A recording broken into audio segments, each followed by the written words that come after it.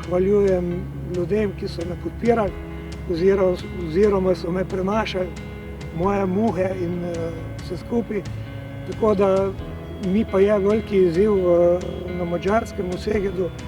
Stadion je kvalificiran UEFA 4 zvezdice, kar pomeni, da je to kvalifikacija za Ligo prvakov, se lahko igra na tem stadionu, igrišča so ogrevana, za hibridno travo narejena, tako da to so res vrhunski pogoji, tako da upamo, da bom kos tej nalogi, da se dokažem tudi v tujini, da sem sposoben to tako stvar pelati tudi naprej.